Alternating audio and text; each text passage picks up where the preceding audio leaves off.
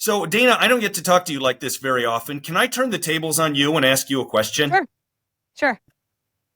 Why did Donald Trump agree to all of the terms of Joe Biden's debate request? Like, I would have thought he would have said, okay, I'll do it on that date, but not CNN, or I'll do that, but I want an audience. Or he gave all of them. I'm wondering why you think he did it. I don't know enough about the backstory, and I think it's remarkable how tight-lipped and really good the leadership of his campaign is, because nothing leaks. I mean, one of the fun things about covering the Trump campaign in 2016 and 2020 is that you can find out anything. Now it's really locked down by Susie Wiles, who's an amazing individual, and I hope to learn more about her. I don't have any insight as to why. My instincts would be that one, President Trump has said anytime, anywhere, any place, any rules. And I actually think that the things that they agreed to are not that bad. I really don't. I think that having no audience, having been the moderator of a debate, very different, a primary debate with all the Republicans that were still in at that time, where they agree on 96% of the issues, and they were just basically trying to score some personal points against each other with their fans and the audience. I thought it was super unproductive and not helpful for people trying to make a decision. So I'm okay with no audience. I want to hear them. I don't really want to think about what they're saying.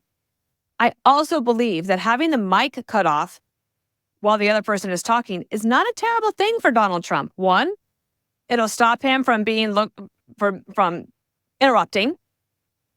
And it also will show that Joe Biden is going to have to finish a thought without being interrupted. Because if you notice in that one of those debates from 2020, President Trump kind of bailed him out a couple of times by an interruption. And I don't think that will happen. I also think that with the moderators, I think it'll be pretty fine. I think they'll be fine over at CNN. I really do. I hope that Fox gets a debate as well. I know that we are working on that, so more to come on that. Hopefully, I think that Brett Baer and Martha McCallum are amazing at what they do. So I think, though, that maybe Trump will want a third debate, and we'll see. That's the one that I would not have agreed to. I think I would have agreed to the first one and the second one and raised the ante one more in October. Because the Biden team has said the reason they want the one in June is to basically say that they've done it, and that if they need time to recover from a bad experience, they'll have that time. Most incumbent presidents have a terrible first debate for their reelection. That included my old boss, too. Barack Obama as well. Trump as well. So Biden's first debate is likely to be bad, and his team knows it. It feels very early to me to do that. The debate I'm dying to see is the vice presidential debate. When do you think Trump will announce a VP pick? I think he'll wait. I don't think there's any hurry, and I think he'll want to get the trial behind him. And the guy's a master of suspense and showmanship, and the Republican convention is mid-July, so he's got time. There's an interesting piece in National Review today by Neil Freeman, a gentleman I do not know, but he wrote a piece saying that the short list for President Trump's VP list is too short. And he recommended an expansion of it. And I thought that was kind of interesting, so people can check that out as well. Ross, this is the question I like to ask everybody I have on, because you are smarter than me, and that is, what do you pay attention to in politics right now or going into 2024 that I might not have on my radar, or that you'd like to emphasize? I think Republicans have done, you mentioned Kari Lake earlier, and I think she's an exception. I think Republicans are doing a pretty decent job this time around of picking better candidates than they did last time. Last time, Republicans nominated a lot of hardcore MAGA people that couldn't win general elections. Part of that, as you know, was done with the help of Democrats spending money advertising on behalf of the hardcore MAGA people, knowing that they would lose in the general elections.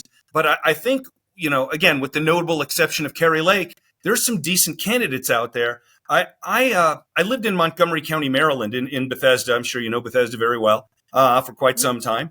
And that's going to be a really interesting one. Normally, you wouldn't think a Republican could have any chance in a Senate race there. But Larry Hogan, the former governor, is literally the only Republican who could possibly win the race.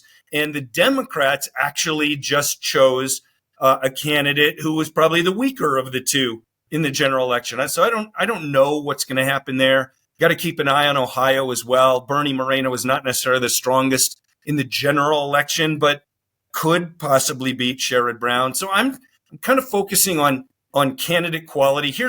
Actually, you know what? There's one other thing, because I knew you were going to ask me something like this.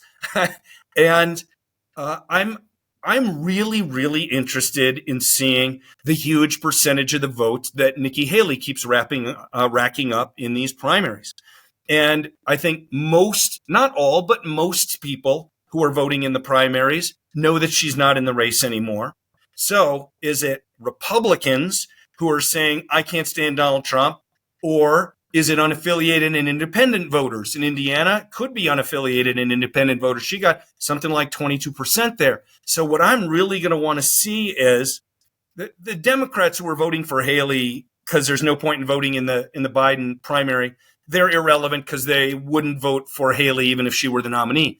But what about the Republicans voting for Haley? Will they end up deciding, I'm going to hold my nose and vote for Trump because Biden is unacceptable, or are they going to stay home? If those people, quote unquote, come home and vote for the Republican nominee, then Trump's got a real good chance of winning. And if they don't, he won't.